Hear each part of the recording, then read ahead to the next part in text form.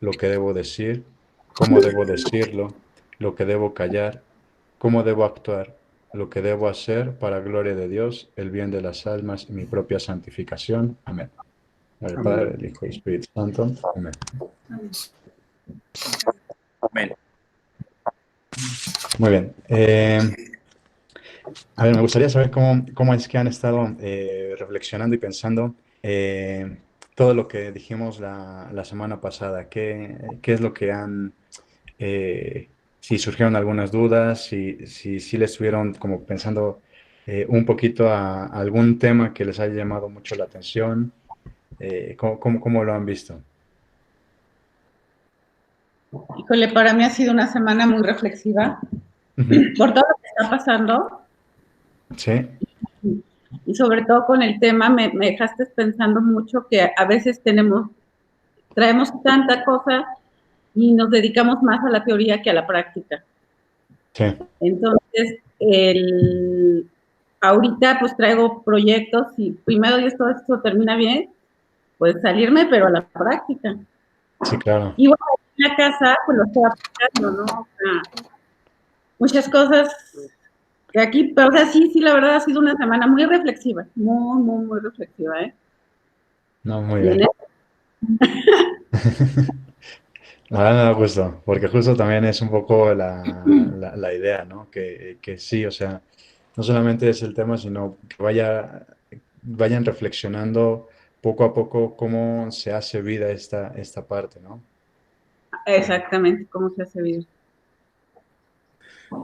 Yo quiero opinar, fíjate que con la plática que Sí, nos sí, sí. diste el sábado el Ajá. pasado, en conjunto con las circunstancias que estamos viviendo, como que están encajando muy bien, porque de alguna manera, mejor dicho, aunque no lo creamos, esta situación que estamos viviendo a nivel mundial, a nivel personal, nos está impactando mucho, es algo que seguramente nadie esperábamos, Sí, y son momentos de reflexión en combinación con lo que tú nos platicabas el domingo pasado. Es un momento de detenernos un poco en lo que es nuestro interior, nuestra manera de pensar, nuestra manera en cómo hemos venido actuando. Y es como ir interactuando toda esta parte que tú nos estás compartiendo, Alex.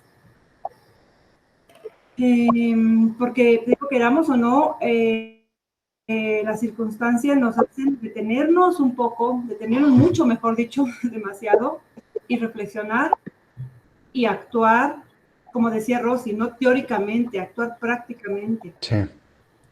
Eso es lo que yo puedo compartirles. Gracias, Laura. Uh-huh. Eh, ¿Alguien más? Si no, para empezar. No, pues yo nada más quisiera agregar sobre eh, los dos Ujú. puntos que se me quedaron. Uno de el amor o el decir te amo como una promesa Ujú. de que no vas a morir. Y el tema también Sí, de la piedad. Obviamente, bueno, todo esto ligado a los cuatro tipos de amor, ¿no? Que habías ujú. mencionado. Filial, amistad, erótico, agape. Que aquí tomé mis notas. Y hay algo que me quedó. Bueno, yo me quedé con esta idea donde tú comentabas que ahorita, donde le cortamos la semana Ujú. pasada, que explicabas ahorita, que generalmente nosotros usábamos a Dios para tapar ciertos huecos, ¿no? Sí, Pero que por lo pronto ahorita lo íbamos a hacer.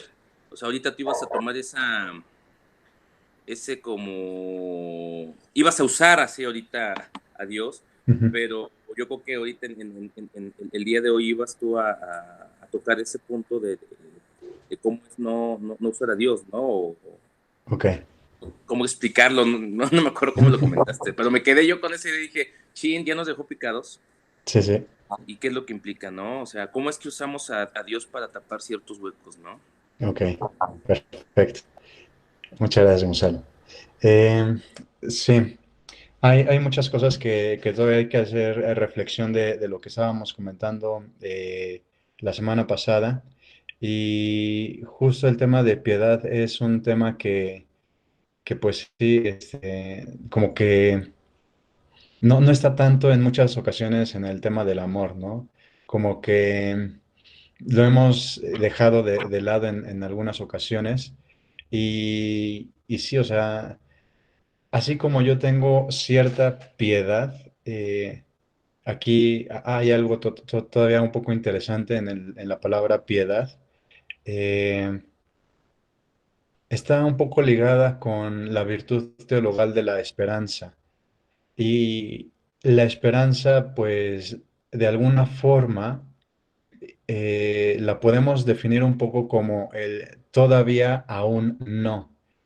Cuando yo quiero, por ejemplo, tal vez comprarme algo, o cuando yo estoy esperando tal vez las vacaciones, tengo la esperanza de que voy a tener las vacaciones, pero todavía no son las vacaciones, ¿no? Todavía no me voy de viaje, todavía no me compro, pero está esa dinámica, esa tensión entre está, pero todavía no. Y sucede también en el amor, ¿no? En la piedad. Justo la virtud teologal de la esperanza nos ayuda en este, aún todavía no, pues a hacer oración, a estar platicando con Dios. Entonces, si lo referimos al amor familiar, al amor de amistad, al amor de pareja, pues también está ese aún todavía no, porque nos damos cuenta que pues todavía no está perfecto el amor, ¿no?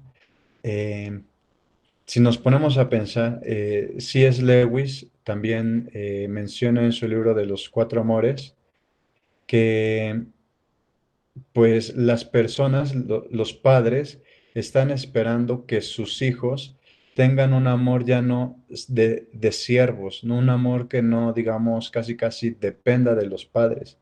Porque, bueno, sí, ahorita, pues un niño pequeño, pues en muchas ocasiones muestra el amor de forma interesada. Si mi papá o mi mamá no me compran tal cosa, pues mis papás no me aman, ¿no? Así en muchas ocasiones el niño lo ve. Si no me compran esta cosa, entonces no me quieren. Si mi papá o mi mamá me levantaron tantito la voz para regañarme, entonces no me quieren.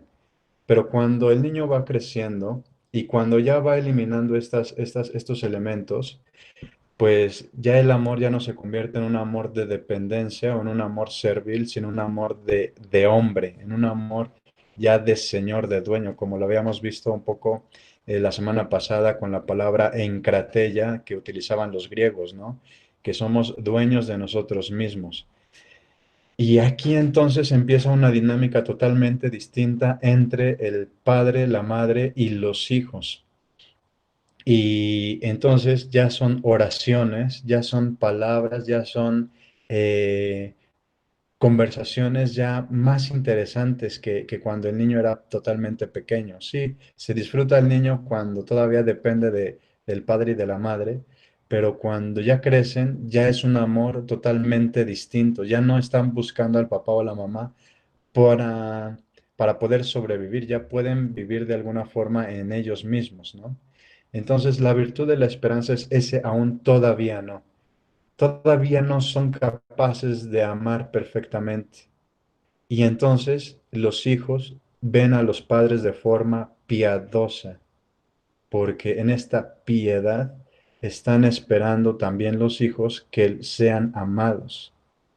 Eh, Voy a seguir poniendo ejemplos de mí mismo y de mi familia, ¿no? Tengo una sobrina, bueno, tengo dos sobrinos, un varón y una niña. Y pues la mamá no es tan buena, la mamá no pertenece a mi familia, el varón, el esposo, que es mi primo, sí pertenece a la familia, ¿no? Y la mamá pues se desentiende de los hijos, no se levanta temprano, no les da de desayunar, no los baña, no se preocupa por ellos, no los acompaña en las tareas, les da de comer hasta las 7 de la noche, pero cuando esa niña va a la casa de mis papás, dice, aquí me siento muy bien porque aquí me siento amada, aquí siento que me respetan, aquí siento que me quieren, aquí siento que me ponen atención, aquí siento que, o sea, justo el niño tiene esa necesidad porque está esperando la perfección del amor y entonces el niño, o en este caso mi sobrina empieza a poner pues estas diferencias, ¿no? Aún todavía no sucede que mi mamá me quiera, pero aquí mi tía y mis tíos me quieren. Estoy esperando esta misma dinámica en mi casa con mi mamá. Y, y entonces, pues como espera esta dinámica, mi sobrina le dice a mi mamá, tía, dile a mi mamá que por favor me bañe. Dile que me prepare el desayuno temprano. Dile que me dé de desayunar bien. Dile que me acompañe a hacer las tareas. Entonces, esa niña y todos los niños están esperando, o sea, en realidad no solamente es el niño, sino también de alguna forma nosotros, con mis amigos, con la novia, en el caso de ustedes, con sus esposos, están esperando también. Está esta tensión, hay una perfección en el amor y están ustedes en esta espera. Y por eso también ustedes ven de forma piadosa a sus esposos, a sus esposas, a sus hijos ven de forma piadosa a ustedes como padres. Por eso es interesante esta palabra de piedad, porque estamos honrando.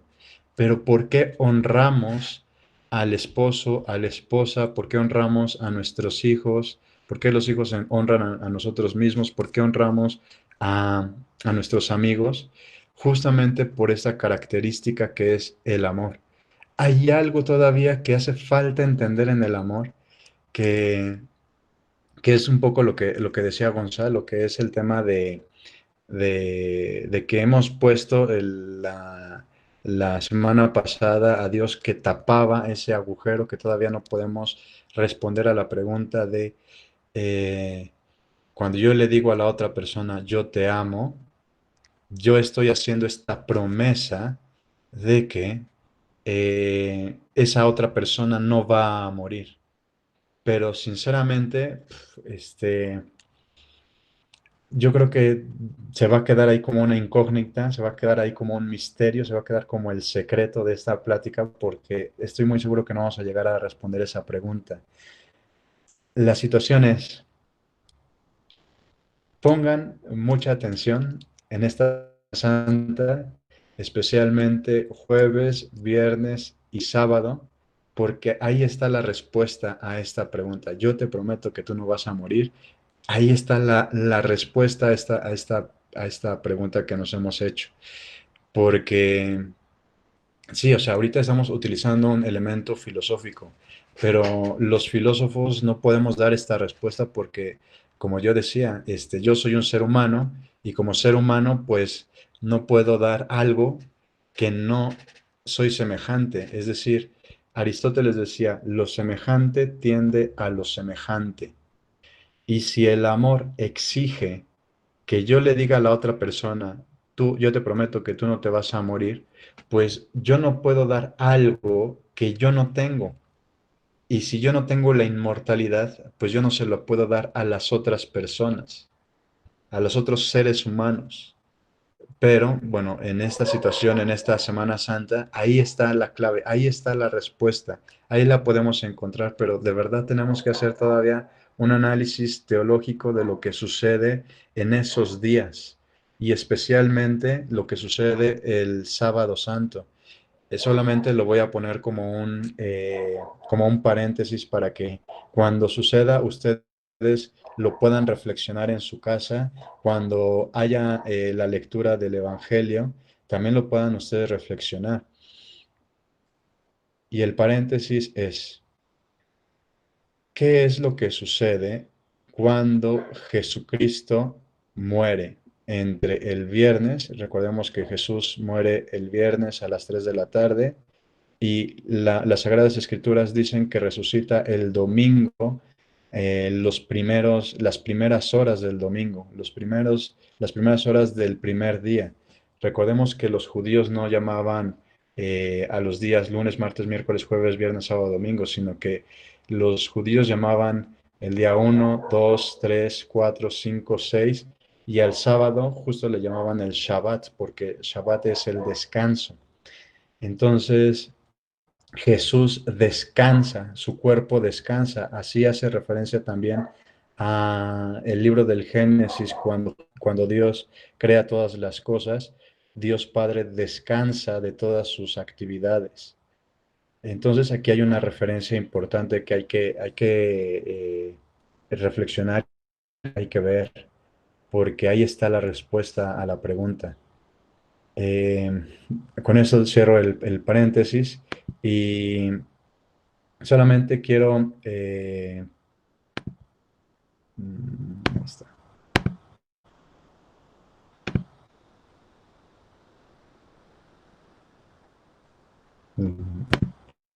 Solamente quiero regresar otra vez a esta presentación, a esta diapositiva específicamente, porque hace falta todavía mencionar una situación. Habíamos justo dicho que en el caso del amor, que también es una afectio, que es una pasio, es decir, nosotros padecemos. Y esto también es bastante importante, porque lo que estábamos diciendo es, yo padezco el amor. Todos padecemos el amor. En realidad no hay un sujeto activo. No hay alguien que diga yo amo, sino más bien nosotros decimos yo soy amado. Yo siento el amor de mis padres. Yo siento el amor de mis amigos. Sí, tal vez yo puedo decir yo amo a mi papá, yo amo a mi mamá, pero justamente yo puedo decir yo los amo porque primero yo sentí el amor que ellos me tuvieron. Yo digo también, yo amo a mis amigos porque yo también estoy diciendo, yo sentí primero el amor de mis amigos, o sea, porque ellos me amaron primero. Y entonces yo siento ese amor y yo soy el sujeto ahora de esa pasión, más no el sujeto de la acción del amor. Tal vez también mis padres van a decir, bueno, yo siento que mi hijo me ama. Y también mis amigos van a decir, bueno, yo siento que Alejandro también me ama. Pero justo, en realidad lo primero que sentimos y lo primero que hacemos es, yo soy el primer sentiente de ser amado. No es que yo ame primero. Esto es importante por todo lo que vamos a ver después. Y algo que todavía hizo falta mencionar en este caso de la palabra caritas, para referirnos al amor, recordemos que estamos utilizando las palabras latinas, las palabras que utilizaban los romanos. Actualmente, pues sí, o sea, nosotros utilizamos la palabra caritas. De hecho, podemos ver cómo en las encíclicas del Papa Benedicto XVI, la primera encíclica se llama Deus Caritas Est. Y la tercera encíclica del Papa Benedicto se llama Caritas in Veritate. Es decir, para el cristianismo, la palabra caritas tiene otro significado, es algo totalmente distinto a lo que los romanos, a lo que los latinos lo utilizaban. El primer romano que utilizó caritas en sus escritos fue el filósofo estoico Marco Tulio Cicerón. Si ustedes o alguno de ustedes estudió leyes, es abogado, sabrá que Marco Tulio Cicerón fue uno de los más importantes abogados que ha tenido la historia. De hecho, es muy, muy, muy interesante leer la vida de Marco Tulio Cicerón, se la recomiendo. Y especialmente si tienen la posibilidad de comprar el libro La columna de hierro, es fenomenal. ¿Y por qué es fenomenal? Porque, bueno, aquí hacen una historia, hacen una investigación histórica de Marco Tulio Cicerón, pero a lo que quiero llegar es, Marco Tulio Cicerón vivió un siglo antes de Jesucristo, antes de que naciera. Murió más o menos en el año 40 antes de Cristo. Y antes de que muriera Marco Tulio Cicerón, eh, él tiene una especie como de conversión y se empieza a meter en los temas de la religión de los romanos. Él estaba como un oráculo y los oráculos tanto en Grecia como en Roma, las culturas griegas y romanas, los oráculos eran personas que tenían cierta conexión con la divinidad y hablaban por parte de Dios. Y Marco Tulio Cicerón, en un éxtasis que tiene, alcanza a ver que hay un ser que va a venir en el futuro, que va a redimir a todos los pueblos y que un signo importante de él va a ser la cruz. Entonces es algo increíble, es impresionante cómo es que Dios también se vale de las culturas para poder manifestar algo que va a suceder en el futuro, algo que todos los seres humanos buscaban. Pero regresando otra vez a este tema, Marco Tulio Cicerón utiliza la palabra caritas. Y la palabra caritas, en realidad esta palabra, pues sí, era utilizada más como un tipo de amor, pero no tan importante. Como yo les decía, viene la palabra caritas de la palabra carus, pero también el latín tiene una raíz griega y la palabra caritas del griego viene de caris o haris y la palabra caris o haris del griego significa gratis. Entonces, aquí vemos cómo es que está muy relacionada también con el concepto, por eso los cristianos hemos adoptado la palabra caritas, porque viene de gratis. El amor es algo gratuito, el amor es algo que no exigimos. Es verdad que por esa razón, pues en muchos noviazgos, pues aquí termina el amor porque pues surgen los celos. O sea, la novia puede decirle al novio, pues es que siento que ya no me quieres, que ya no me amas como antes. Y entonces cuando surgen a veces estas palabras, estamos exigiéndole que nos ame, pero sinceramente yo no puedo exigirle a nadie, absolutamente a nadie que me ame, porque el amor es algo gratuito, es algo que se da gratis, no es algo que yo le pueda poner un valor. Aunque aquí en esta presentación decimos que la palabra caritas viene justamente de carus y dice que la palabra caritas es una estimativa de valor. Sí, es una estimativa de valor porque yo estoy diciendo que me es algo caro, algo que me interesa, algo por lo cual yo voy a apostar. Piensen y recuerden un poco cómo fue el proceso de enamoramiento de ustedes. Y este proceso, pues sí, es bastante interesante porque sucede con todos los seres humanos y normalmente, aunque ya actualmente no es tan así, pero normalmente el hombre es el que conquista a la mujer. Eh, yo recuerdo que en una ocasión, pues, una chava que me gusta, pues vive a 2 horas de mi casa y yo siempre decía, no, nunca voy a ir a buscar a una mujer que esté a más de 1 hora de donde yo vivo. Pero cuando ya le encuentras un valor especial a esa persona, haces que todas las cosas que tú pensabas ya no tengan sentido. Ya es algo que tú le pones un valor y que es algo que es muy importante para ti. Por eso es esta estimativa de valor. Cuando mis padres me decían, pues es que vive muy lejos, decías, pues es que no me importa, o sea, la verdad es que no me interesa. Yo ya le he puesto un valor totalmente importante y no me interesa que viva tan lejos. Es que gastas mucho dinero en ella. No me importa, o sea, es algo que vale la pena. Por esa razón la palabra caritas, en el caso de los romanos es solamente yo le pongo ese valor. Yo decido que esa persona vale la pena. Y en el caso de los griegos, con la palabra caris, es justamente algo totalmente gratuito, algo que no se exige, algo que no se pide, es algo que justamente es un don, es un regalo.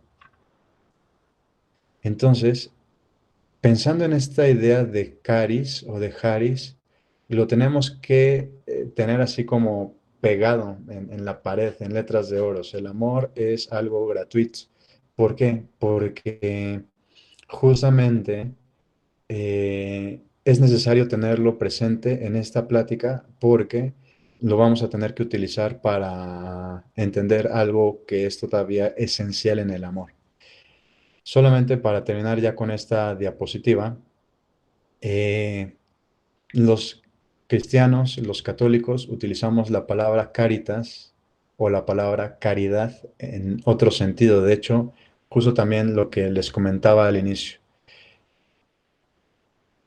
Se han acuñado monedas, se han acuñado cosas falsas con la palabra amor. Y actualmente podemos decir, se han acuñado cosas totalmente falsas con la palabra caridad.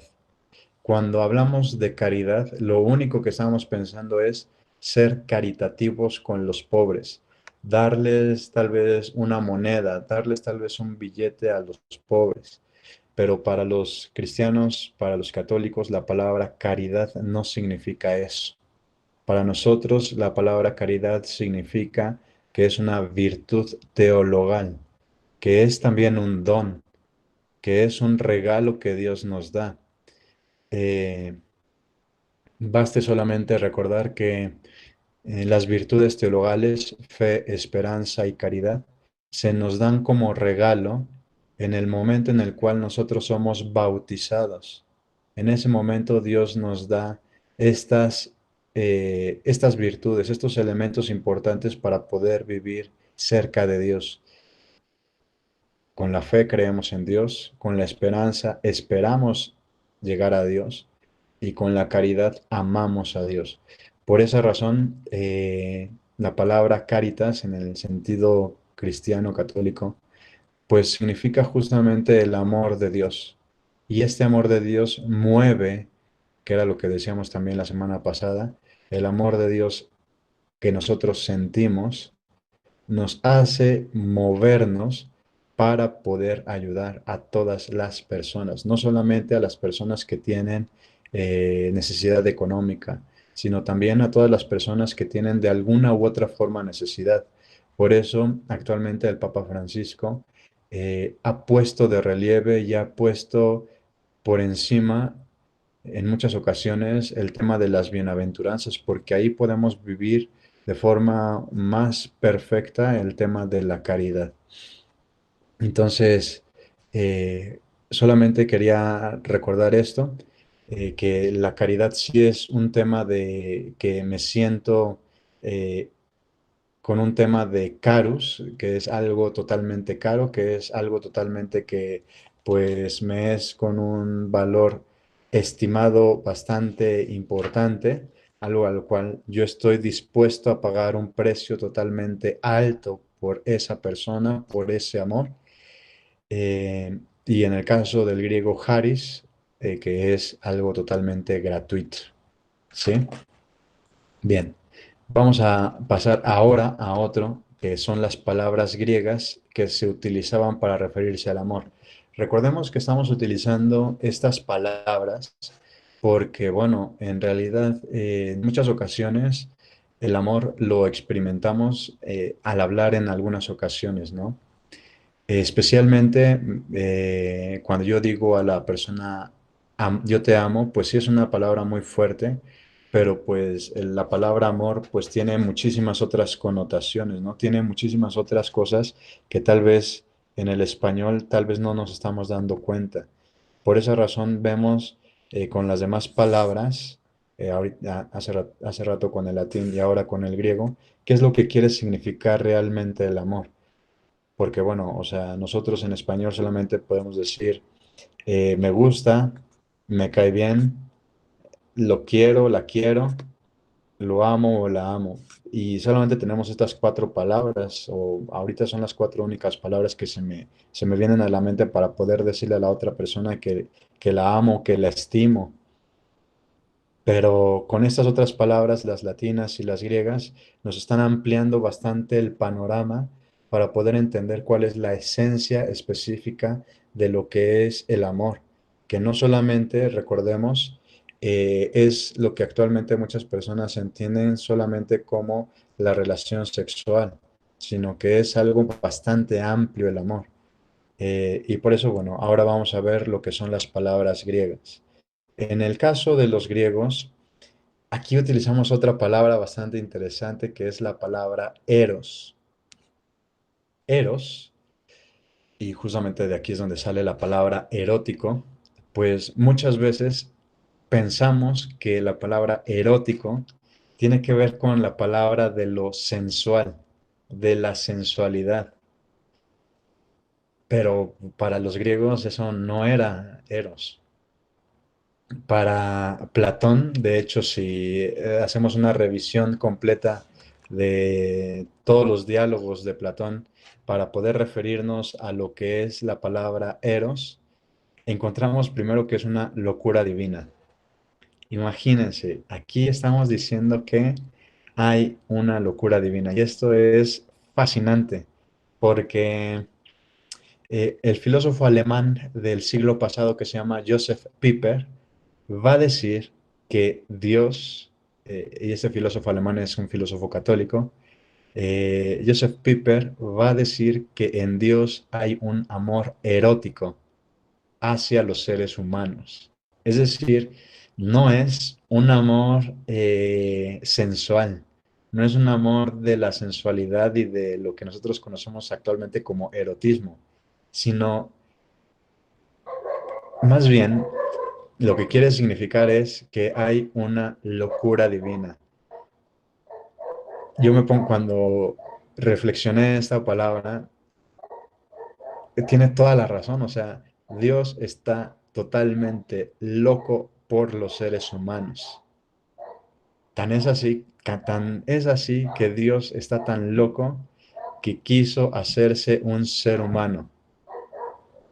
O sea, ni siquiera los griegos, los dioses griegos, ni siquiera Zeus, Afrodita, Apolo, Eros, Hermes, ni siquiera los dioses romanos, Júpiter, Saturno, ni siquiera los dioses aztecas, ni siquiera los dioses mayas, en ninguna de las teologías o teogonías de las culturas antiguas, ningún dios se hizo hombre. Solamente en la religión o en la cultura judía, porque recordemos que Jesús fue judío. Y a partir de ahí, pues nosotros nos llamamos también judio-cristianos. Dios, que es perfectísimo, estuvo tan loco por los seres humanos que quiso hacerse un ser humano. Dios no se quiso hacer ángel, no se quiso ser animal, no se quiso hacer planta, piedra o roca o mineral. Dios está loco por los seres humanos. Pero ni siquiera en eso cabe la locura divina, sino que también en la locura de Dios quiso morir por los seres humanos. Ninguno, o sea, de igual forma, ni los nórdicos, ni los romanos, ni los griegos, ni los egipcios, ni los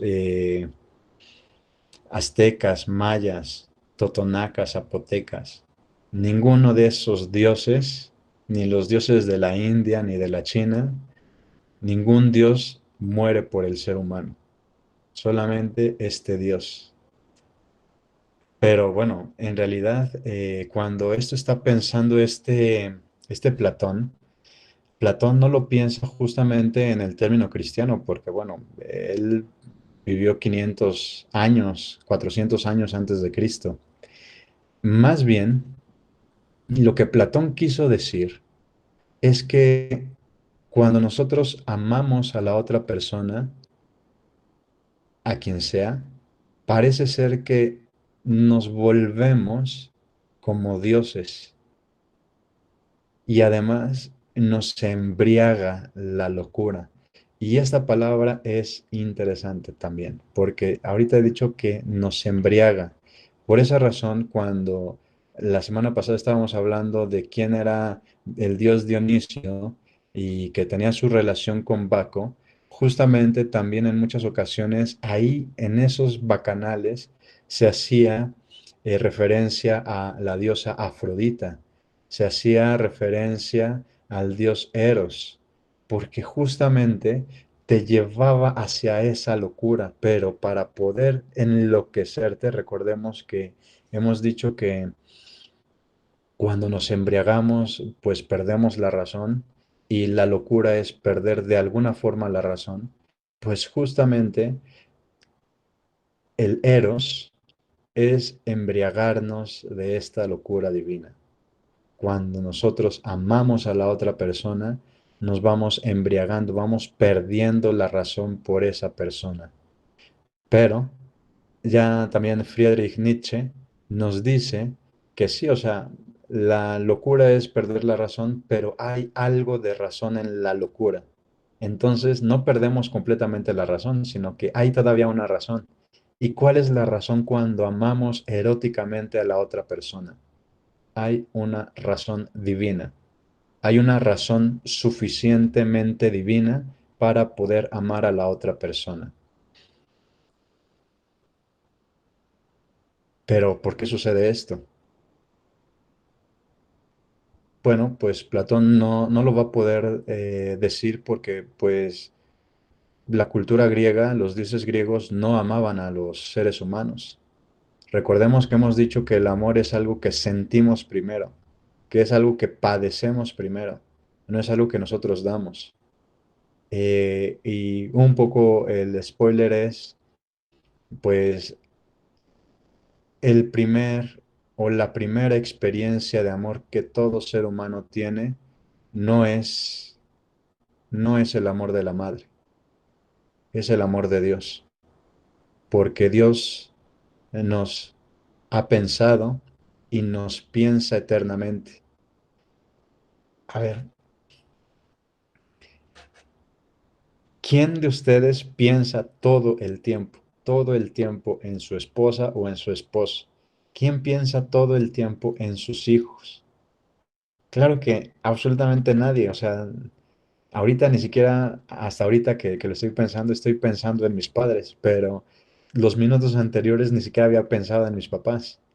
Ahorita ni siquiera había pensado en mis amigos. Es decir, hay momentos en el ser humano, porque vivimos en el tiempo, que vamos o dejamos, entre paréntesis, dejamos olvidados ese amor hacia las personas hasta que los tenemos presentes, hasta que se hace presente la persona en nuestro pensamiento y en la realidad, enfrente de nosotros se encuentra materialmente esa persona. Pero en el caso de Dios, Dios nos tiene presentes todo el tiempo en la eternidad. Nos piensa eternamente. Esto sí es amor, o sea, porque hay alguien que sí me piensa todo el tiempo, pero no solamente me piensa todo el tiempo, sino que me ama todo el tiempo. Él es el primer agente del amor. Él sí es el único que puede sobrevivir sin amor de los seres humanos, porque Él es esencialmente amor. Entonces, a lo que yo quiero decir es, pues sí, nosotros nos vamos embriagando de esta locura divina. Nosotros queremos y exigimos un amor semejante. Vuelvo a poner el ejemplo del noviazgo. Es que ya no me amas, es que ya no me quieres como antes me querías. Estamos exigiéndole un amor eterno, como diría el filósofo mexicano del siglo pasado, famosísimo Juan Gabriel, pues sí hay un amor eterno y es inolvidable, ¿no? Entonces, pues nosotros le estamos exigiendo a las otras personas algo de lo divino, pero volvemos a la misma situación. Yo soy un ser humano, yo no soy Dios. Yo no puedo dar algo que sea totalmente divino porque esa no es mi constitución como ser. Yo solamente soy un ser humano. Entonces yo no puedo darle a la otra persona un amor eterno. Yo solamente le puedo dar un amor parecido a lo que es el amor eterno, porque pues el poder divino, que es el amor, me ha hecho, me ha constituido, me ha dado a conocer cómo se debe amar. Pero hay veces que, pues sí, los celos impiden que nosotros podamos amar perfectamente a las demás personas. Por eso exigimos a las demás personas cosas que no podemos dar. Por esa razón es importante recordar un poco la palabra que utilizamos la semana pasada, que es el studium, el estudio de la otra persona. Necesito estudiar a la otra persona, necesito reconocer que también es un ser humano, que se va a equivocar, que no me va a amar como yo quiero, que no me va a amar como yo pienso que debe ser el amor, sino que me va a amar con sus posibilidades. Pero estoy embriagado en este amor divino. Además, Platón utiliza otra definición para la palabra eros. La primera ya hemos dicho que es la locura divina. Segunda definición que Platón da de lo que es eros. Y Platón dice que es la inclinación, es una inclinación que se inflama ante lo corporalmente bello. Una inflamación ante lo corporalmente bello. Si ustedes recuerdan, la semana pasada, si no mal recuerdo, fue Rubén quien preguntó el tema de cómo puede existir un poco la trascendencia si hay personas que hacen el mal, como por ejemplo Hitler. Y yo les había dicho que la trascendencia pues tenía que ver un poco con las cosas a las cuales estamos llamados, a las cuales nosotros tenemos una vocación, que específicamente pues es la verdad, el bien y la belleza. Aquí en el amor aparece esta palabra de la belleza y dice que hay una inclinación que se inflama ante lo corporalmente bello. Vuelve a suceder lo mismo. No solamente es, recordemos, estas palabras no solamente están haciendo una referencia al amor erótico conyugal, no están haciendo una referencia al tema de lo sexual, en el ámbito de la sexualidad, están haciendo un ámbito de la totalidad del tema del amor. Entonces, cuando Platón está mencionando que hay una inclinación que se inflama ante lo corporalmente bello, pues sí, o sea, de una u otra forma también hay cierta belleza en mi padre, hay cierta belleza en mi madre, hay cierta belleza en mi hermano, hay cierta belleza en mis abuelos, en mis tíos, tías, primos, primas, sobrinos, sobrinas, etcétera. Pero también hay esta belleza corporal en mis amigos, en mis amigas. Entonces, aquí esta inclinación es, a ver, ¿por qué me hice amigo de esas personas? Porque hay algo que me llama la atención, pero no solamente es la belleza corporal, sino que también tienen otro tipo de belleza. Hay algo que me atrae, hay una atracción, y esa atracción, en el caso de la amistad, son cosas que tenemos en común y que encontramos la misma belleza, o por decirlo también de otra forma, eh, yo tengo a mis amigos y esos amigos yo los escogí porque encuentro que me hacen mejor persona. Yo no tengo amigos que me hagan mal y yo no tengo amigos que me hagan una mal persona, sino yo tengo amigos que están buscando todo el tiempo mi bien. Yo tengo amigos que me están buscando todo el tiempo también mi salvación. Entonces, ahí hay algo totalmente bello, algo que ningún otro ser me puede dar, otros amigos que tal vez que sí sean solamente de francachelas o que también solamente sea por diversión, pero mis amigos tienen algo bello y eso algo bello es algo que buscan la trascendencia de mí mismo y que yo también busco la trascendencia de esas personas. Hay algo que es perfecto. De igual forma, en mis padres, hay algo totalmente bello, hay algo totalmente interesante que, bueno, en realidad ellos no son personas que yo escogí amar, pero que los amo porque yo veo que hay ciertas perfecciones. Hay algo que también me atrae y que he aprendido de ellos. Y en el caso del amor erótico conyugal, pues sucede lo mismo, hay una atracción. Pero en este caso, en el ámbito del amor erótico conyugal, el amor de pareja, pues aquí surge también algo interesante. Es como una chispa y esta chispa necesita ser avivada. Por eso es una cosa que se inflama. ¿A poco no? Cuando, eh, bueno, espero que todavía siga sucediendo, pero cuando era el tema del noviazgo, era, esa persona se fijó en mí, puso su mirada en mí y entonces me siento importante y entonces me inflama el cuerpo. Además ya no caminamos como si fuéramos personas totalmente derrotadas, como si estuviéramos cabizbajos, porque esa persona me ama, hace que todo mi cuerpo cambie también toda mi postura. Me hace sentir como si nada en este mundo importara, solamente yo importo. Lo que les decía la otra vez, de los 7.000 millones de habitantes que somos, 3.500, más de 3.500 millones de mujeres, yo he sido la única que he sido escogido y escogida, perdón, y en el caso de los varones igual, más de 3.500 millones de habitantes, yo fui el único que he sido escogido. O sea, ¿a poco eso no es importante?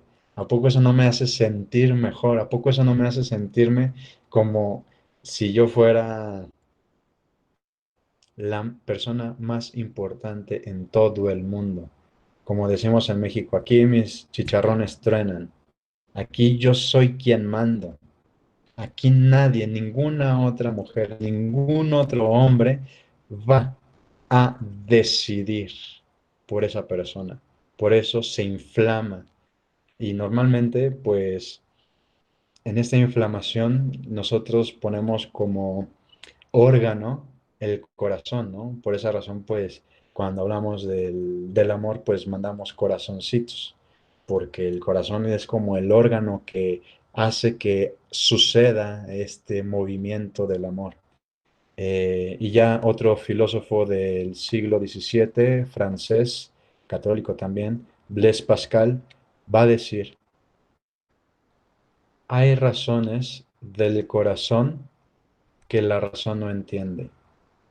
Pues sí, cuando estamos inflamados, pues esta inflamación del corazón, pues hace que la razón, que el cerebro no entienda. A ver, ¿por qué te vas a mover 2 horas?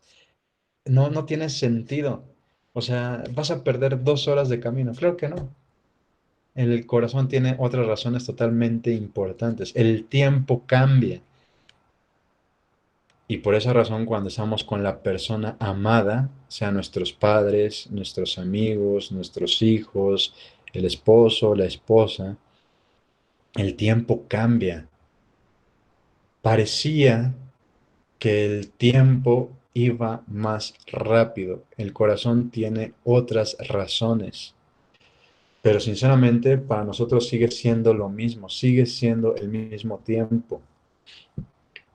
De igual forma, y por esa razón yo comentaba la semana pasada que también para que una persona pueda aprender, el amor es bastante importante, porque si no amas lo que estás estudiando, si no amas lo que estás comprendiendo, conociendo, pues el tiempo se te va muy lento, como por ejemplo ahorita. Esta situación ya tenemos casi una hora platicando, se nos va el tiempo rápido. Si no fuera interesante, si no fuera algo que amáramos, entonces, pues justamente el tiempo va a ir más lento, aunque hay un tiempo totalmente objetivo. Eh, por eso, para Platón, la palabra eros también es esta inflamación. Nos hace sentir importantes porque hay una persona que nos ama. Segunda definición, entonces, es inclinación que se inflama ante lo corporalmente bello. Platón da una tercera definición de eros y es un impulso de meditación religiosa sobre el mundo y la existencia. Es una locura, o sea, si de por sí ya habíamos dicho que en la primera definición es locura divina, la palabra eros es un impulso de meditación.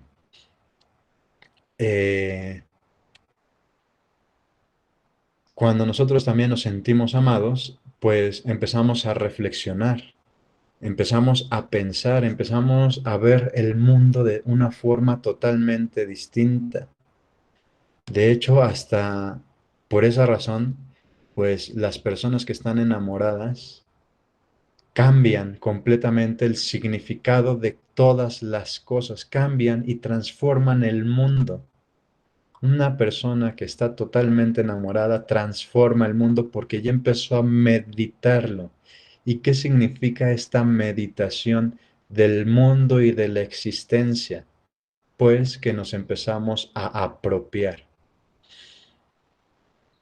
Charles Péguy, un poeta del siglo XIX, un poeta francés católico del siglo XIX, va a mencionar de alguna forma que cuando nosotros glosamos, cuando nosotros meditamos, cuando nosotros interpretamos la Biblia, interpretamos las Sagradas Escrituras, nosotros nos apropiamos de ellas y las hacemos vida. Cuando Platón está diciendo que es un impulso de meditación religiosa sobre el mundo, empezamos a ver de alguna forma el mundo como si fuera también algo divino y que está llamado hacia el amor. Por esa razón, regalamos flores. Yo me imagino, por ejemplo, en algunas ocasiones que los animales que son herbívoros, pues llevan flores a su conejita, por ejemplo, a sus conejitos, y los conejitos no piensan, ay, mi papá conejo me ama. O cuando el lobo o el león cazan a un animal, al conejito, los lobitos y la lobezna no dicen, ay, mi esposo lobo me ama. Claro que no. Nosotros como seres humanos somos los únicos que interpretamos y cambiamos y transformamos esas realidades. Si yo llego con un perrito, con la novia, pues obviamente va a ser algo súper tierno, va a ser algo totalmente que cambia el mundo. Pero si el lobo llega con un perrito, pues no va a ser algo tierno, va a ser para sobrevivir. Si yo llego con un ramo de rosas, si yo llego con unos tulipanes, pues justamente, pues también aquí hay un signo de amor, hay una meditación, hay algo que nos hace cambiar la realidad. Por ejemplo, volvamos otra vez al caso del vino. Aquí justamente el tema del vino va a ser importante para todo el tema del amor. Hemos llevado las uvas y las uvas van madurando y las uvas tienen que ser sacrificadas y tienen que ser aplastadas. Y hay de vinos a vinos, ¿no? Hay vinos que son muy malos y hay vinos que son muy buenos. Entonces, si yo llevo un vino a mi casa con mis papás, pues también lo van a agradecer. Pero si es el vino que les gusta a mis papás, pues van a estar muy contentos. Ese mundo lo he transformado, esas uvas que parecen totalmente insignificantes fueron transformadas a una expresión de amor, fue un elemento de meditación. Cuando alguien me ama, surge ese impulso. El impulso es como un golpe, el impulso es esa situación que me mueve. Eh, Hay una impresión de una fuerza. esa fuerza me mueve a meditar. Pero es una meditación totalmente distinta porque yo puedo decir, bueno, ahora que está muy de moda el yoga y que muchas personas practican el yoga y que meditan, pues ahí no meditan absolutamente nada. Ahí pierden su constitución de ser. Por esa razón, son dos visiones totalmente distintas y el cristianismo dice, no, el yoga no es un elemento importante para la religiosidad cristiana porque el yoga te hace meditar sobre la nada, mientras que el cristianismo dice, nosotros estamos llamados a ser. Entonces, la visión de no ser a la visión de ser, hay una diferencia muy grande, hay una diferencia abismal.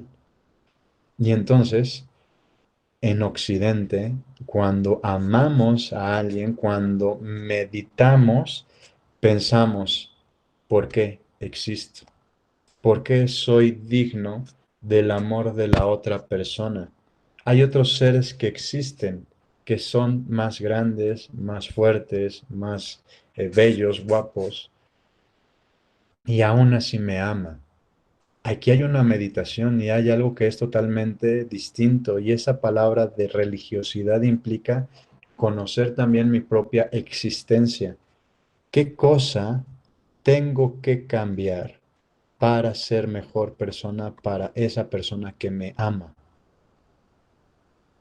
Es esa fuerza que me mueve, es algo que decido hacer porque es esa meditación que he realizado sobre mi propia persona. Y Eh, además, Platón da una cuarta definición sobre lo que es el eros y dice Platón que es el ímpetu de la ascensión hasta la contemplación de lo divinamente hermoso. El ímpetu de la ascensión hasta la contemplación de lo divinamente hermoso. Y justo entonces podemos darnos cuenta que el amor nos hace ascender.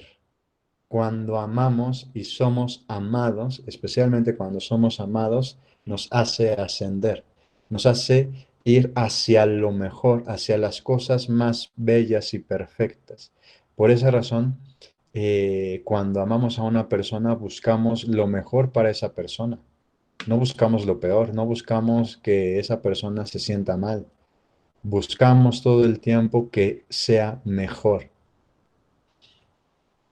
Cuando los papás le dicen a los hijos, hijo, no te lleves con esos niños, no seas amigo de esos niños, de esas niñas, porque justamente no van a hacerte bien. Y el niño dice, obviamente mis papás están mal porque pues son mis amigos y yo los quiero y yo veo que, que quieren el bien, si quieren mi bien. Pero aquí el niño no es capaz de ver más allá. El niño no ve por qué los padres le están diciendo algo que ellos ya vieron. Y entonces quieren que el niño ascienda, quieren que el niño vaya más allá de sus propias limitaciones.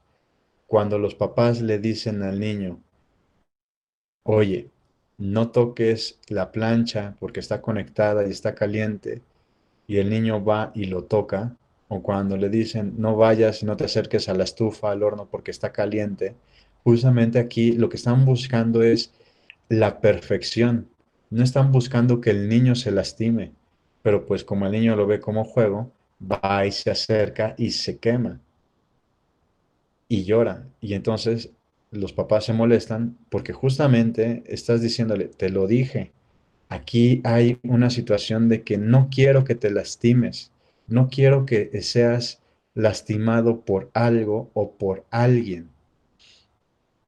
Y además, esta ascensión no solamente es a las cosas materiales, no solamente es a las cosas que sean como las virtudes, no solamente es una ascensión hacia los seres humanos, sino Platón está diciendo que es a la contemplación de lo divinamente hermoso.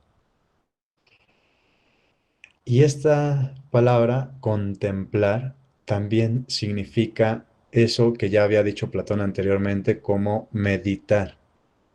No sé, pero justamente cuando estamos en las ciudades, pues nosotros no podemos contemplar las cosas naturales que Dios ha dado. Nosotros contemplamos, pues, la ciudad, el concreto, las cosas que hacemos. Yo me acuerdo, porque también doy clases de historia, cuando Hernán Cortés vio desde los volcanes, desde el Iztaccíhuatl y el Popocatépetl, ese lugar, esa cima que se llama el Paso de Cortés, desde ahí Cortés vio México Tenochtitlán. Y Cortés contempló, vio, observó, meditó, reflexionó. Y las palabras que le salieron a Hernán Cortés fueron: esta es la ciudad más limpia, no tiene ninguna contaminación, es algo digno de verse. Yo que soy de Ciudad de México y veo la Ciudad de México, yo pues ni siquiera puedo ver las estrellas, no puedo ver el cielo, no puedo ver en muchas ocasiones cómo es que están las constelaciones que veían los aztecas en esos momentos. Y digo, pues, o sea, Hernán Cortés creo que se equivocó un poquito porque no está tan limpio como lo vio, ¿no? Y hay veces que cuando son domingos, cuando la gente no sale, cuando son vacaciones, y me subo a un puente, me subo a la azotea y veo el Ajusco, veo el Cerro del Chiquihuite, se alcanza a ver el Popocatépetl, el Iztaccíhuatl. Digo, sí, tenía mucha razón este Hernán Cortés, es una ciudad tremendamente interesante y muy bella, y es esta contemplación. La ciudad ya no nos permite contemplar las realidades. Por esa razón, la la iglesia pide a muchas personas que salgan de sus casas, salgan de sus comodidades. El Papa Francisco en el 2016, perdón, en el 2013, en la Jornada Mundial de la Juventud en Río de Janeiro, les dijo a los jóvenes: salgan de sus comodidades. En el 2016, en Polonia, les dijo a los jóvenes: ya no se queden en el sofá, salgan. Tenemos que salir a contemplar las cosas que Dios mismo ha hecho, porque a partir de ahí también nosotros podemos conocer a Dios. Alcanzamos a conocer las maravillas divinas, porque es algo totalmente hermoso, es digno de ver, es algo que nos lleva a la contemplación de lo divinamente hermoso. Me ha tocado ver muchos paisajes y recuerdo uno que fue específicamente en Chihuahua, en una carretera que va desde eh, Ciudad Juárez hasta mm, Nuevo Casas Grandes.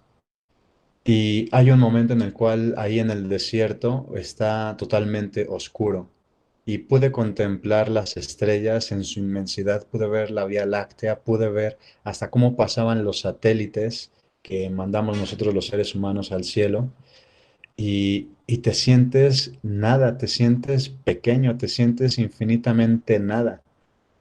Y entonces ahí, en ese momento, puedes contemplar la divinidad, puedes contemplar el rostro divino. Por esa razón, en los Salmos, en el Salmo 8, encontramos que el salmista dice: ¿qué es el hombre para que te acuerdes de él? El ser humano para darle poder. Lo hiciste un poco inferior a los ángeles y lo colmaste de dignidad, lo llenaste de dignidad, lo hiciste más grande que a los mismos ángeles. Y justamente en ese mismo salmo dice, cuando contemplo el cielo, obra de tus manos, hechura de tus dedos, me pregunto, ¿qué es el hombre para que te acuerdes de él? Entonces, cuando empezamos a contemplar la naturaleza, empezamos a comprender que hay un autor, empezamos a comprender que hay algo totalmente divino. De hecho, Santo Tomás de Aquino, en la Suma Teológica, la prima pars, la primera parte de la Suma Teológica, si no mal recuerdo, es en la cuestión 1, artículo 2, donde se mencionan las 5 vías de la demostración de Dios. Justamente la cuarta vía de la demostración de Dios es el ordenamiento. Y es una de las vías más difíciles de poder refutar para la demostración de Dios. Y justo es, pues esto, observar la naturaleza, es la contemplación de lo divinamente hermoso. Y bueno, yo he dicho, o bueno, Platón ha dicho que primero es algo que se inflama ante lo corporalmente bello. Aquí ya tenemos un elemento, belleza. Pero ahora dice Platón que es la contemplación de lo divinamente hermoso.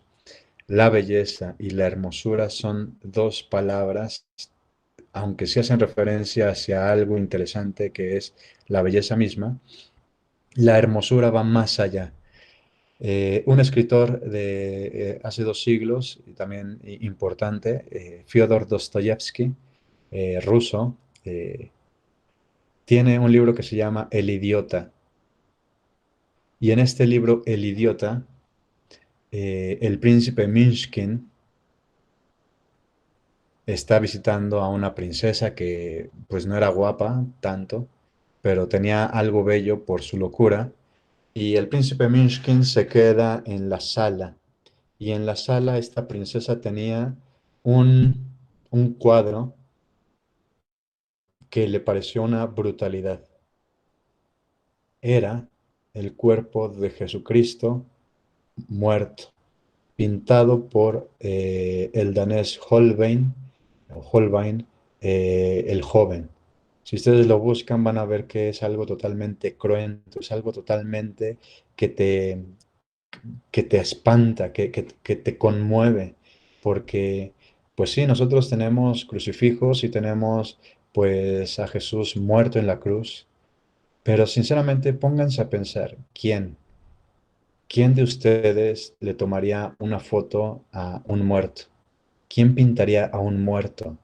¿Quién lo tendría, esa pintura del muerto, esa foto del muerto en su casa exponiéndolo? Y cuando lo contempla el príncipe Minshkin, ve el cuadro y lo que sale de su boca es, la belleza salvará al mundo. A partir de esta frase, la belleza salvará al mundo, pues la iglesia dice, es verdad, o sea, de verdad es que nosotros estamos salvando al mundo a través de la belleza. Pónganse a pensar con los cantos gregorianos, pónganse a pensar en la belleza de la misma misa, o sea, lo que vamos a vivir en la misa de hoy, cómo es que Jesús entra a Jerusalén en un burrito y cómo es que también el sacerdote está entrando al templo de Dios, está entrando al altar de Dios, está yendo a ser sacrificado como fue sacrificado Jesucristo, es algo bello. Y la iglesia desde el inicio ha manifestado la belleza con los iconos, ha manifestado la belleza con las pinturas de Jesucristo, de la Virgen, de los santos. Yo recuerdo, antes de que se incendiara la Catedral de Notre Dame, eh, me tocó contemplar una experiencia estética fascinante, sumamente hermosa, que cuando estamos contemplando esta belleza, cuando estamos contemplando esta hermosura, nos hiere. Tenemos una herida en nuestra alma, tenemos una herida en nuestra constitución como seres humanos, y la belleza va sanando esa herida. Por esa razón es importante cuando decimos que el amor es esta parte de lo bello y de lo hermoso. El amor va sanando las heridas que tenemos. porque es algo hermoso y la belleza salvará al mundo. Lo hermoso sana. Y a lo que quiero decir con esta experiencia estética que tuve, estaba en la Catedral de Notre Dame, y ver los vitrales, ver la altura de la catedral. Participé en una misa, oler el incienso. El sacerdote cuando entregó el cuerpo de Cristo, gusté el cuerpo de Cristo. Me llevó a la conmoción de las lágrimas porque justamente Dios sabe cómo llegar al ser humano. Por esa razón yo les decía la semana pasada que los placeres no son algo malo, son algo totalmente bueno y hay que moderarlos. Y también hay que moderar y hay que educar la vista, hay que educar el oído, el olfato, el gusto, el tacto. Esa experiencia completó todos mis sentidos. Pude ver los vitrales, pude oír los cantos gregorianos en latín, pude oler el incienso, pude comer y degustar el cuerpo y la sangre de Cristo. Te estremece, es el amor que te está sanando.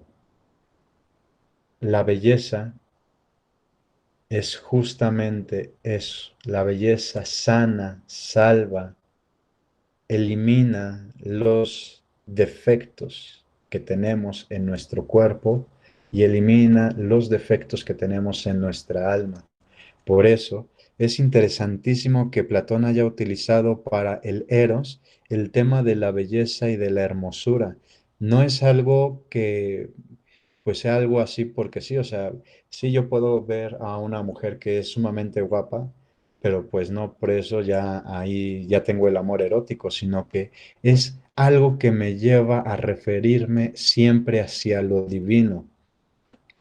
Y por último, la última definición que da Platón sobre Eros es una alegría apasionada.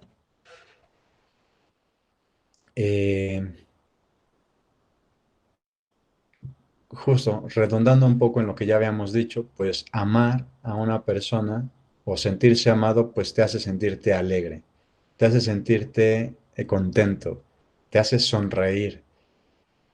Yo lo puedo ver un poco con mi papá, porque cuando va con su mamá, con sus hermanos, ahí sonríe, ahí está contento, ahí es donde se siente amado, ahí es donde justamente, apasionadamente, pierde la razón. Oye, pero en Navidad solamente somos 10 personas, ¿por qué compraste 30 refrescos? Pues porque quiero. Ahí hay un apasionamiento, ahí hay algo que te desborda completamente. Hay algo que justamente eh, Gilbert K. Chesterton, un escritor inglés igual católico, en su libro de Ortodoxia, cuando se está preguntando este tema del amor, dice, ¿cuál es la fuerza más importante de Jesucristo? ¿Por qué la gente lo seguía? Y Chesterton termina la obra, termina diciendo, porque era sumamente feliz. Porque cuando Jesucristo estaba contento, cuando Jesucristo sonreía, esa sonrisa, esa alegría atraía completamente a todas las personas. ¿A poco no nosotros como cristianos estamos llamados a vivir alegres? Ahorita que estamos viviendo el tiempo de la cuaresma, sí es un momento de penitencia, es un momento de reflexión, pero nosotros no estamos totalmente tristes. Por esa razón Jesucristo dice, cuando se les quite el esposo, ahí sí habrá llanto y rechinar de dientes, habrá tristeza. Pero mientras mis discípulos, mientras los apóstoles estén con el esposo, no hay momento para el cual haya tristeza, no hay momento para el cual haya rencor, enojo. A nosotros no nos ha sido quitado el esposo, tenemos al esposo y además el esposo sigue con nosotros. La alegría es la fuerza que nos motiva. Por esa razón, en la misa hay algunos sacerdotes que no lo hacen y es una pena y es una tristeza, porque cuando termina la misa, el sacerdote dice, la misa ha terminado, pueden irse en paz. Claro que no, la misa nunca termina, la misa eternamente es celebrada en el cielo con Dios, Padre, Hijo y Espíritu Santo. Pero cuando el sacerdote termina diciendo, la alegría del Señor es vuestra fortaleza, podéis irse en paz. Claro que sí, hasta yo salgo contento, porque es una alegría apasionada. Es algo que nos lleva hacia vivir el amor con las demás personas. Lo que hemos vivido en esta Eucaristía hay que llevarlos a las demás personas. Más o menos es lo que dice también otra final de cuando el sacerdote despide a los fieles. Por esa razón, cuando se termina la plegaria eucarística y antes de empezar el Padre Nuestro, dice el sacerdote, hemos sido llenados del amor del Espíritu Santo, por eso nos atrevemos a decir, y empieza el Padre Nuestro, porque ahí ya se nos manifiesta el amor de Dios, y ese amor de Dios nos llena de alegría.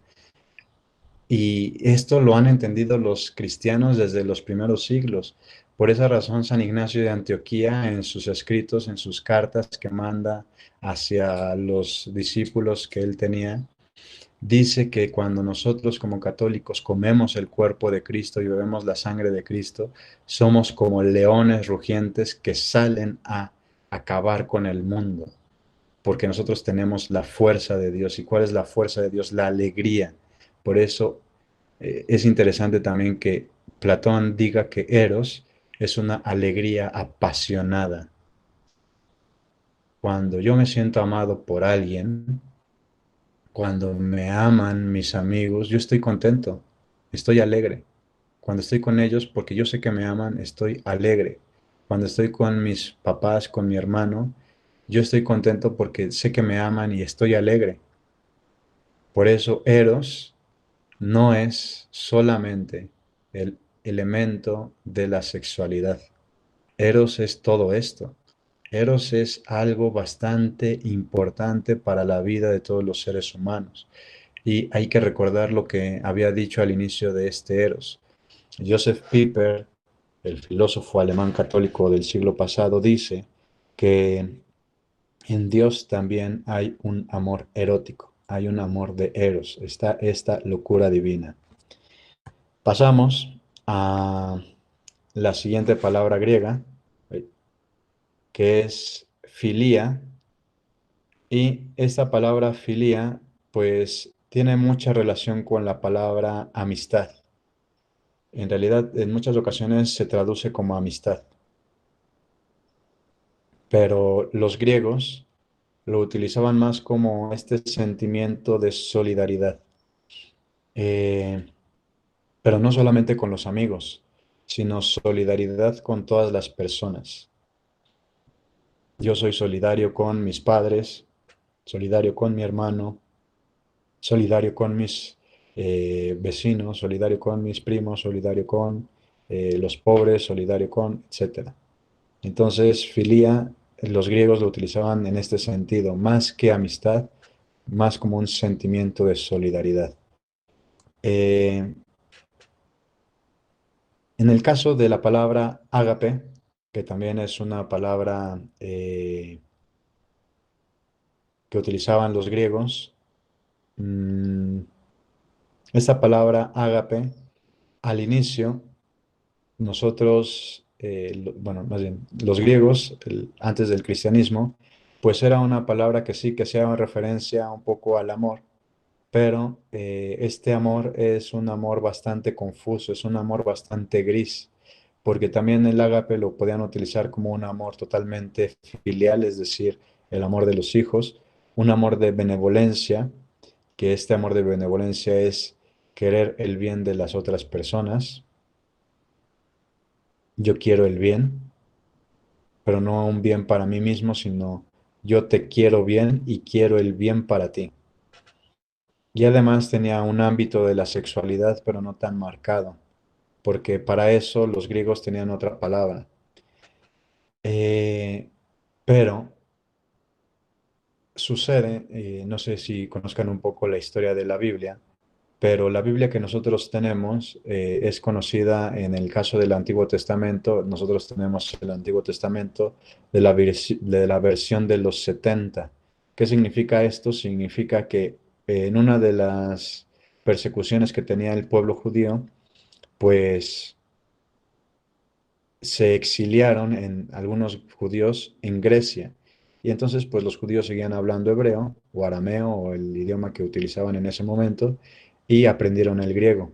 Entonces, tradujeron del hebreo, arameo al griego los libros sagrados, lo que nosotros llamamos el Antiguo Testamento.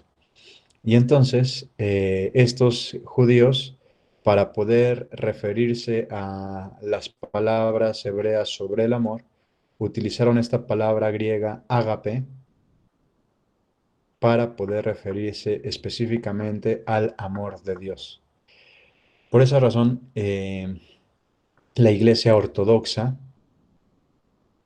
específicamente, pues sí, los ortodoxos, los bizantinos, los grecomelquitas, los capadocios, tienen algo que se conoce como el ágape.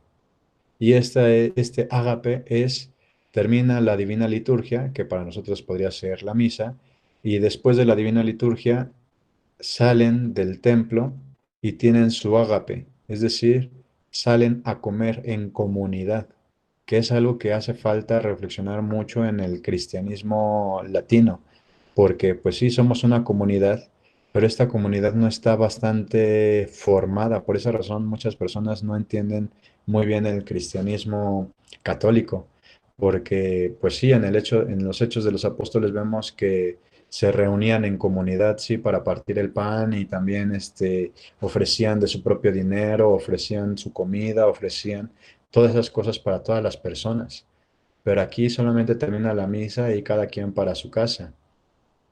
Los ortodoxos termina la divina liturgia y salen a comer, salen a convivir, están haciendo comunidad. Entonces, de esta situación, pues el amor del tipo de ágape para el cristianismo es el amor de Dios, pero para el caso de los griegos, más bien era un término bastante gris, bastante oscuro, lo utilizaban, pero pues no tenían una gran referencia, porque lo podían utilizar para este amor filial, el amor de benevolencia y el amor sexual. Y no, la última palabra que utilizaban los griegos para poder referirse al amor justamente es la palabra filón. Y esta palabra filón, que es diferente a filía, sí está referida al sexo como tal. Y el filón o el amor filón era un término aplicado solamente al ámbito zoológico. Es decir, para los griegos, el coito sexual era muy zoológico, era muy animal, no era algo de la constitución del ser humano como tal.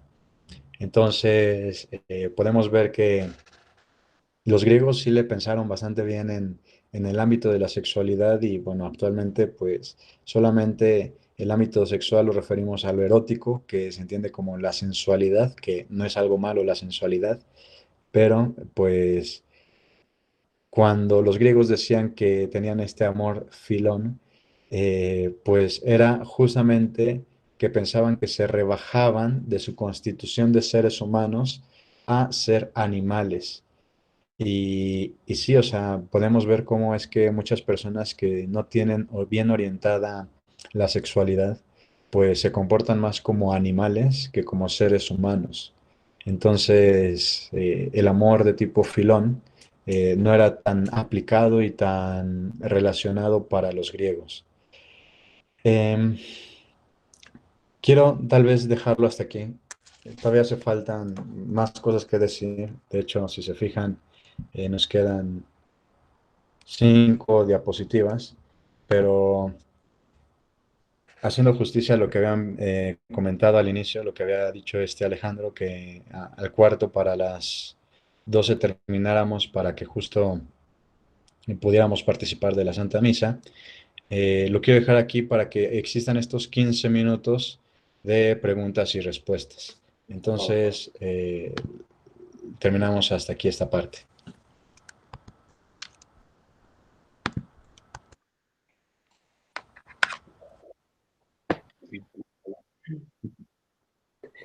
Alejandro, Sí. yo tengo es una duda nada más. Cuando hablabas de, cuando amamos buscamos lo mejor para las personas, ¿no? Uh-huh.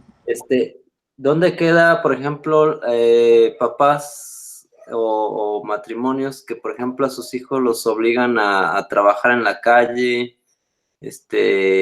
o que los traen una mala escuela, ¿no? Que no necesariamente tienden al bien? Digo, a lo mejor para ellos es una forma o los aman, pero aún así les enseñan cosas que no son para su bien. Bueno, ahí tengo una confusión. Uh-huh. Bien, Rubén, tienes totalmente la razón. Sí es un tema muy complicado. También por eso, pues justo con mis alumnos he tratado de enseñarles qué es el amor, porque, pues sí, no sabemos cómo amar. La escuela del amor, el lugar donde se nos enseña a amar, es la familia. Entonces, si los padres ponen a los hijos a vender chicles, si los padres ponen a los hijos a que vayan a mendigar en la calle, por ejemplo, pues su escuela de amor estuvo totalmente equivocada.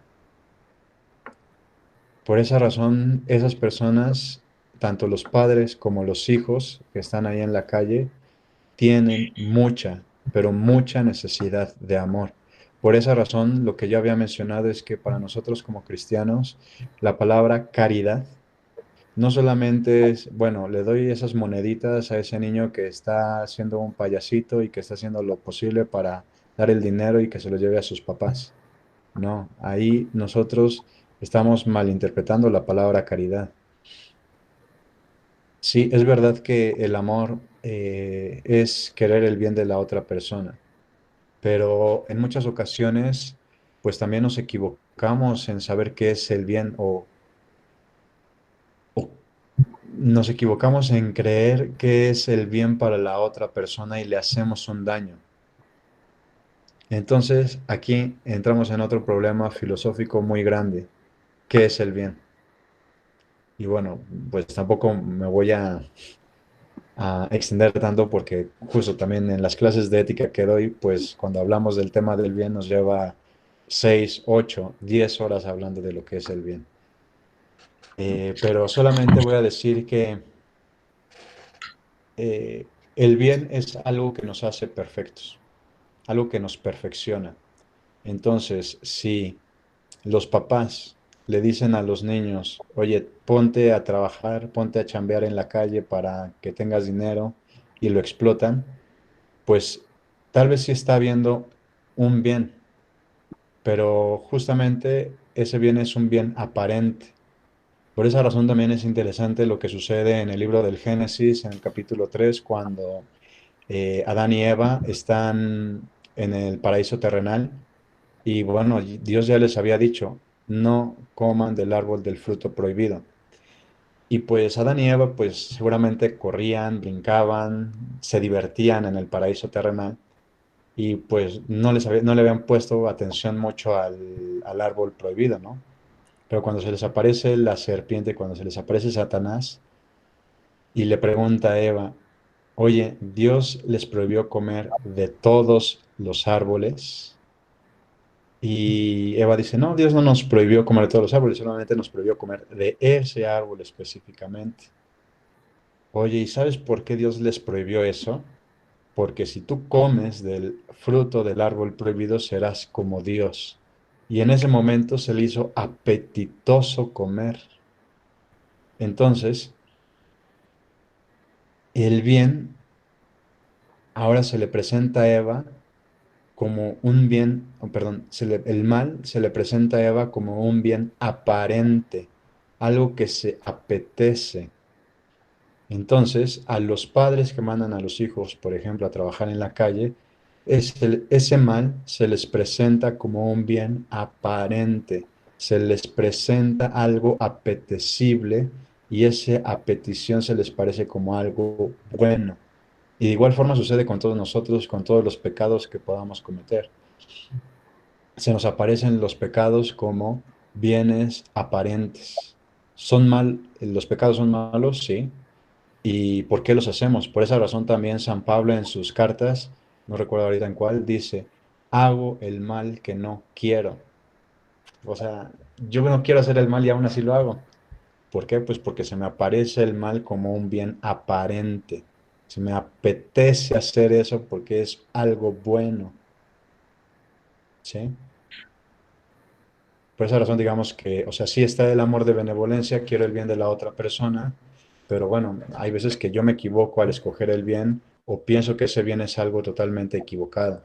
Y entonces le digo a la otra persona que tiene que hacer eso o aquello. ¿Sí? Ok, gracias. No, de nada. Hola, habla Laura. Hola, Laura. Yo qué quiero Sí. hacer, mientras explicabas de que el amor no es un regalo, que el amor no se exige, hacía, pasó por mi mente la reflexión de, en mi caso, que tengo la bendición de ser Ujú. madre de 2 hijas, uno nunca espera, Perdón, por ejemplo, cuando están enfermos, a que están en la disculpa, Laura, madrugada, disculpa. Te escucho que bastante requieren no solo entrecortada. agua, que requieren pues atención de uno, aunque sea muy tarde. Sí, bastante.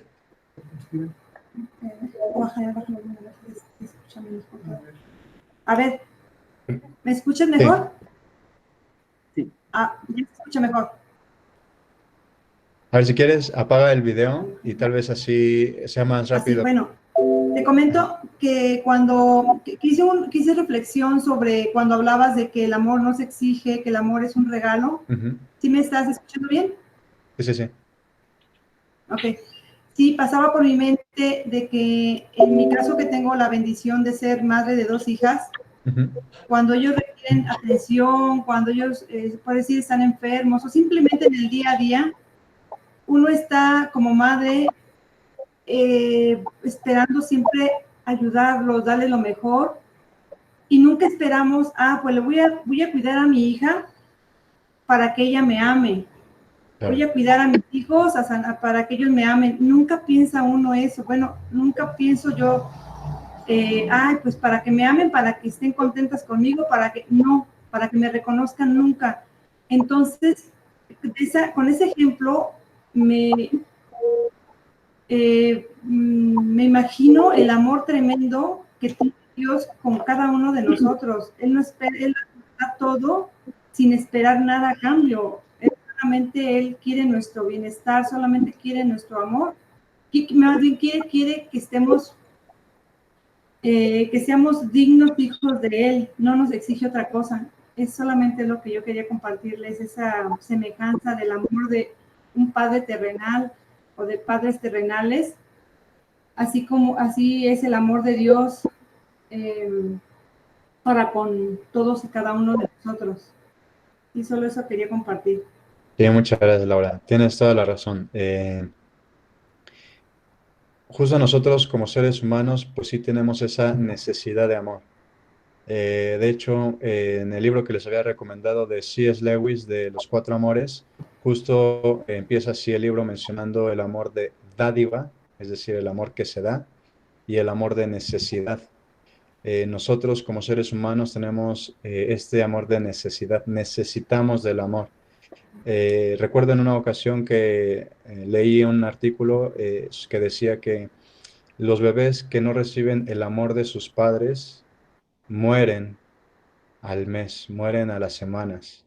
porque estamos necesitando, no solamente implica, digamos, darle de comer, darle la leche, amamantarlo, que le des la ropa, que lo cubras del frío, de la lluvia, etcétera, sino que sí necesita ese cariño, necesita esa aproximación, ese apego a los padres. Y el artículo mencionaba que los niños que no tienen esto es más rápido que mueran, porque no sienten el amor. Entonces, justamente el amor de necesidad, todos nosotros como seres humanos lo tenemos, y en el caso de Dios tiene este amor de dádiva que nos da el amor. Nosotros también necesitamos del amor de Dios. Estamos necesitados, somos como esos niños pequeños que quieren ser amados. Eh, pero en el caso de Dios, Él no tiene necesidad alguna de ser amado. Es justamente como las preguntas que hacen las personas que son ateas o católicos, cristianos, que no creen, ¿no? Que dicen, bueno, si Dios creó todas las cosas, ¿quién creó a Dios? Pues nadie, porque Dios no tiene necesidad de otro ser. De igual forma, Dios no tiene necesidad de ser amado. Como dice el filósofo mexicano del siglo pasado, Juan Gabriel. Juan Gabriel en uno de sus conciertos en el Palacio de Bellas Artes, justo al introducir, no recuerdo si es la canción de Amor Eterno, dice que la gente tiene razón, que sin la gente no existiría Dios. Pues no, o sea, en realidad Dios no tiene necesidad de que nosotros creamos en Él para que exista. De igual forma, Dios no tiene necesidad de que nosotros lo amemos para que Él exista.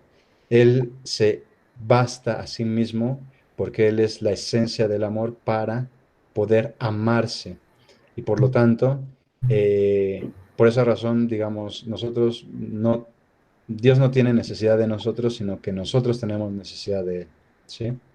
Pero sí, estoy totalmente de acuerdo contigo, Laura. ¿Alguien más? No,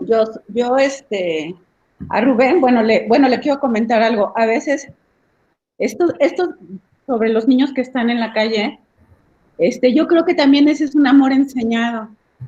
Hay gente que ve otras cosas y tiene la oportunidad y cambian, pero pues uno entre mil, ¿no? Pero la verdad, eso es un amor enseñado porque cuando teníamos una casa donde les dábamos de comer, los niños ellos creían que eso era su trabajo y también para sus hijos o sea, ellos ya crean el concepto de que van a tener hijos, se casan súper jóvenes y ese va a ser su escuela, ese es el amor, que se vayan a vender chicles. O sea, tampoco los podemos juzgar de esa forma, no sé si me entienden. Y la otra es que les quiero compartir que ahorita ese de Eros se manifestó aquí en este momento en mí. Estaba escuchando y vi pasar las vacas con un pastor y al final una vaquita y un perrito corriendo. Y digo, o sea, qué manifestación tan hermosa, o sea, sentí mi corazón, justo lo que decías, ¿no? En lo más sencillo, y que dices aquí que coronavirus, o sea, el pastor tiene que salir a llevar a sus vacas a pastar. Aquí ni siquiera yo creo que saben de eso, y esa manifestación que tuve, sentí la inflamación, como tú dices, porque sí, en cierta forma, pues sí, de repente esto nos ha causado mucha confusión, tanta tele, tanta cosa, y salir de la ciudad y ver esta manifestación, sentí mi cuerpo, sentí esa inflamación, ahora sí que esa inflamación que los comparto. Gracias, sí, es impresionante. Sí.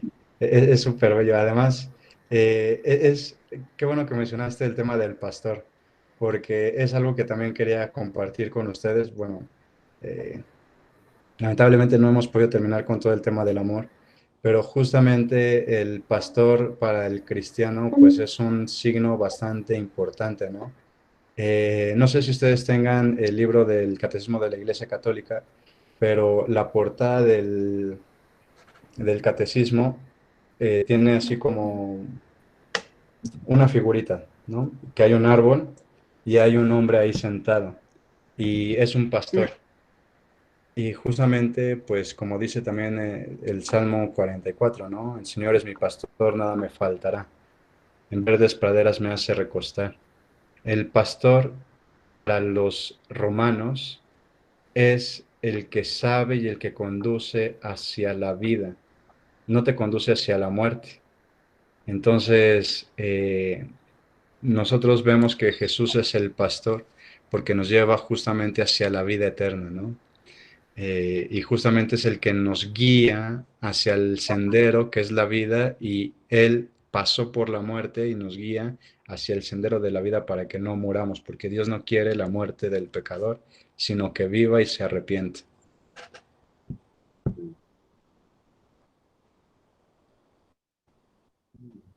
¿Alguien más quiere compartirnos algo o tiene alguna duda?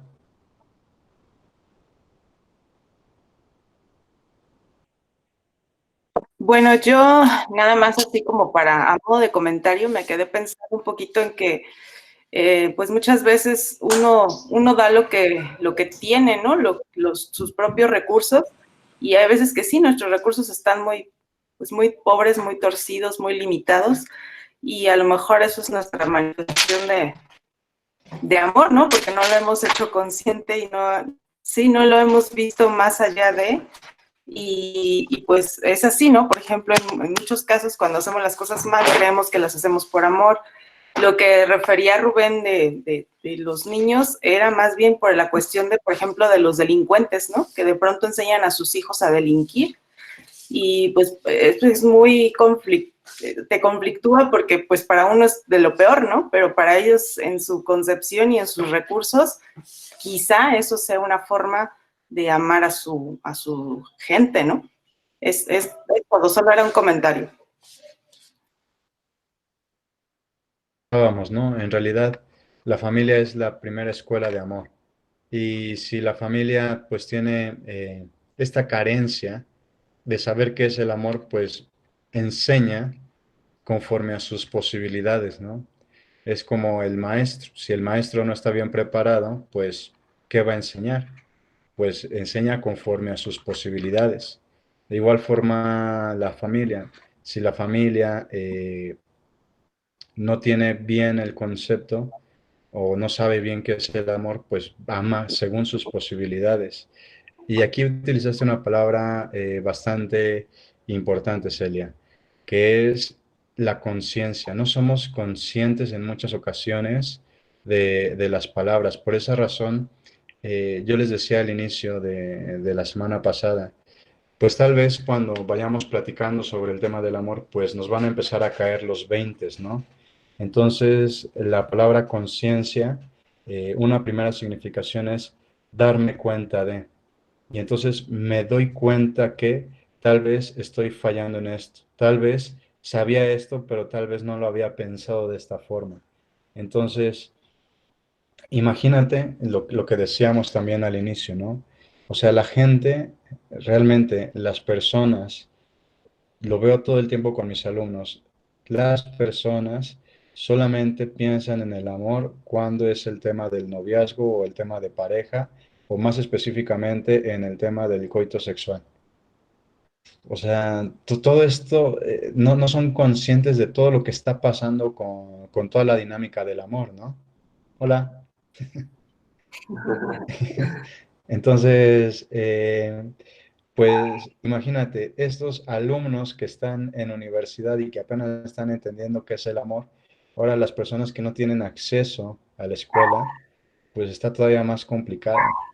O las personas que excluimos justamente por esa situación de que son tal vez pobres o tal vez, porque sí, también nos sucede en algunas ocasiones, en muchas ocasiones también podemos excluirlos, ¿no? Y también a las personas que delinquen. Les recomiendo también la lectura del libro de Los Miserables de Víctor Hugo. Empieza Víctor Hugo mencionando al obispo Bienvenido. Y yo creo que esto más bien es algo que tendrían que leer casi todos los obispos y tendrían que aprender de Víctor Hugo lo que dice ahí, ¿no?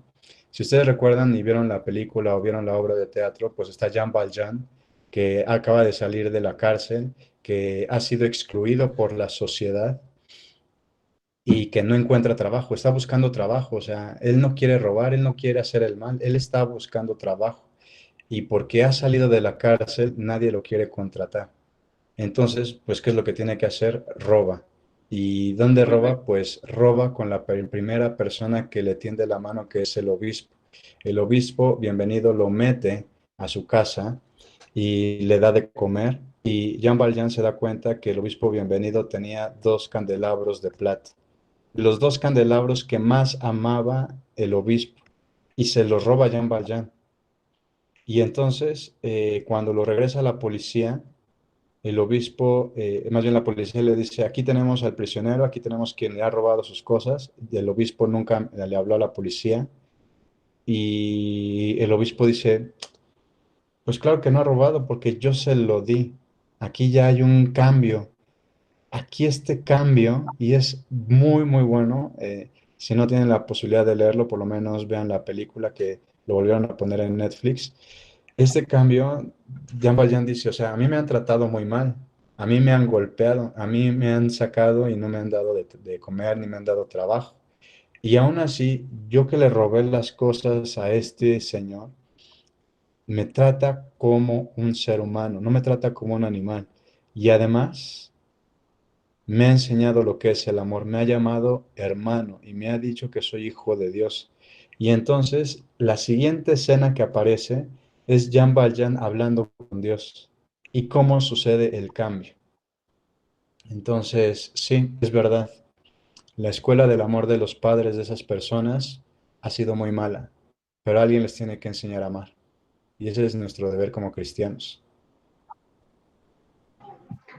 Alejandro, así rápido, con lo que tú empezabas diciendo de este triduo pascual que vamos a vivir, me quedó resonando mucho la cuarta de lo que decía Platón, y creo que pues es una tarea que podríamos hacer estos días, y es ese ímpetu de la ascensión hasta la contemplación de lo divinamente hermoso. Entonces creo que eso, con todo este tiempo que vamos a vivir estos días, pues está muy relacionado con esa tarea que nos dejaste desde el inicio. Sí, bastante. Sí, muchísimo. De hecho, pues esa tarea pues sí es constante, ¿no? Es algo que va ascendiendo, es algo que bueno, o sea, en realidad pues sí, tal vez no tenemos la escuela del amor de nuestros padres bien cimentada, pero por lo menos tenemos el amor de Dios que sí está bien cimentado y que nos enseña cómo es el amor, ¿no? Tan es así que pues el Jueves Santo, en el Evangelio del Jueves Santo va a decir que no hay amor más grande que el que da la vida por los amigos, ¿no? Pero sí, totalmente de acuerdo, Silvia. Bueno, pues muchas gracias, Alex. Yo creo que yo siempre he dicho que no hay coincidencias, ¿no? Y la verdad yo ahorita estoy alegre de que pues, se siga alargando el tema. Espero que no haya problema por vernos el siguiente domingo. Yo creo que queda como anillo al dedo porque nos tocaría domingo de resurrección en este tema del amor, ¿no? Precisamente. Entonces, digo, si nadie tiene alguna objeción o algo, ni tú también, Alex, nos veríamos el próximo domingo a las 10. ¿Está bien? ¿Están de acuerdo todos? ¿Estás de acuerdo, Alex? Sí, por mí está bien. Así podemos seguir. Está bien. De acuerdo, de acuerdo. De acuerdo. Sí, perfecto. Muy bien. Pues yo no quise cortar así tan feo, pero pues para que ahorita todos se puedan conectar al canal de YouTube. Si quieres te lo compartimos, Alex, o al menos que tú tengas otro. Bueno, es el canal de YouTube de los dominicos. Okay. Ahorita va a comenzar la celebración de Domingo de Ramos. Se llama dominicos.mx el canal. Ok. En YouTube, dominicos.mx, y entonces ahí la puedes seguir llevando. Yo los invito a que les expliquen a sus hijos. Ahorita me voy a agarrar a los míos para explicarles qué es lo que va a comenzar el día de hoy, ¿no? Que vamos a vivir la próxima Semana Santa, aprovechando que no vamos a salir, que vamos a estar, y yo creo que es un momento de reflexión. Te agradezco mucho, Alex. No, eso es ustedes. Muy interesante, muy emocionante. Nos estamos viendo el próximo domingo. Claro que sí. Gracias. Un gusto saludarles. Que estén Muchas muy bien. gracias, Alex. Gracias a todos. Perdón, antes de que corten, les compartí el video anterior, les voy a compartir también para que también en sus agendas pongan ahí, pues, volver a checar el video, la grabación de la semana pasada. Creo que incluso ahí la ventaja es que podemos detenerlo, podemos reflexionar ciertas cosas, buscar información, si así lo quieren, como para desmenuzar poco a poco, ¿no? Todo lo que decía Alex. A mí me gusta mucho el ritmo que lleva Alex, porque hasta las cosas aquí en filosofía, el hecho de incluso decirlos muy despacio es importante para poderlo entender, ¿no? O poderlo comprender hasta cierto punto. Entonces yo se lo recomiendo mucho, ahí lo tienen. Si alguien no lo puede ver, me dice para ver qué está pasando, pero ya se los compartí, ¿sale? Vale. Gracias. Muy bien. Gracias. Alex, muchas gracias. Muchas gracias. Estén muy bien. Gracias. Gracias. Buenos días. Feliz domingo. Feliz domingo. Gracias. Gracias. Gracias. Bye. Bye.